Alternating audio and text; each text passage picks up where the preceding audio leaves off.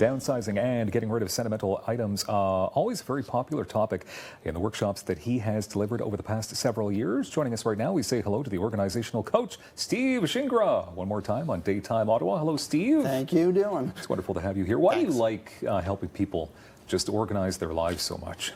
I really get a really kick out of seeing people change their lives, and sometimes it's very frustrating. Then sometimes they don't want it. Then so I have to learn when to back off and say, if you want to collect 2,000 books and you don't want to get rid of them, then that's your business. 2,000 is a lot, Steve, for sure. Well, why are the workshops that I just mentioned, sentimental items, downsizing, why are they so popular? Why do people come to you for these? That always seems to be the most popular topic because it really means something to them.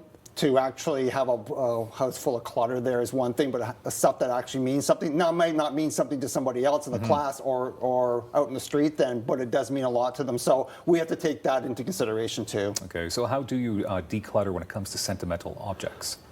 Basically, you almost have to do it like group them into a set of items that we can work on then, and that's where I brought along on the table then. Look at all these items. Are you telling me right now, Steve, that Zeddy Bear is sentimental to somebody? Now, there's many people. Sears closed. Zellers is going to be closing. True.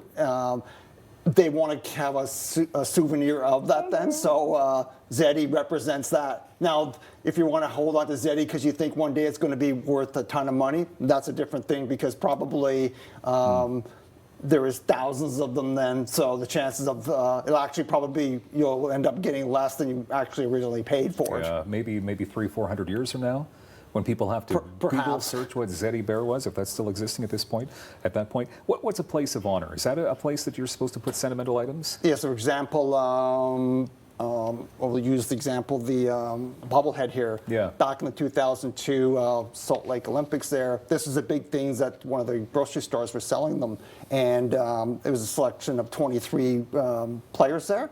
Now, at that time, it might have been fun to collect it then, but really to put it on a place of honor then, I don't know if at your home there, if you'd have 23, or anybody in your house would want you to be displaying 23 bobbleheads. Probably not. On top of the television set or something. Probably not. So the places of honor then are really, they're just marked for stuff that's really super important. That's right too, because a lot of people would say they have a cabinet or something like that. But the thing is, you can't have multiple cabinets in your home there, so you're going to have to say, this is what I'm going to collect then, and then once you collect it, say this is what I want to go with then, and not saying I'm doing it just for money. Okay. So when it comes to items that people think are going to be worth money, I mean, I think anything, in my opinion, past 1990, especially, just mass-produced, possibly not. I see this one item here. I'll hold it up. And this is coming from 1992, correct? The World Series. Yeah, the World Series. Look at that fella right there. So a lot of people, you're probably hanging on to this thinking it's probably going to be worth something, but the reality is? $10. $10, okay. And we were talking before the show, if you could sell it. Yeah. And it doesn't say World Series on it, so... No, because you'd have to, if somebody looked at that, they'd go, what the heck is there a blue jay shaped like an axe for? You'd have to be like a baseball aficionado to understand what that might have been. And the other problem is, so it's worth $10, but to get somebody to give you $10 for that on top of it is completely difficult. And if you went on eBay, you might see probably 20 of them like that. varying from the unrealistic $50 to the more realistic $10 or $5. So when it comes to downsizing then, what is the number one reason why people want to downsize to begin with? Lack of space there, picking up a new collection, lack of money. Okay. There's lots of different things there too. It's just like the ones that are going treasure hunting or thinking that I have an old piece of electronics that's worth something like, for example, a 1973 Panasonic color television set. My goodness. Is only worth, I looked that up, but you might be pushing $50. So somebody that was an electronics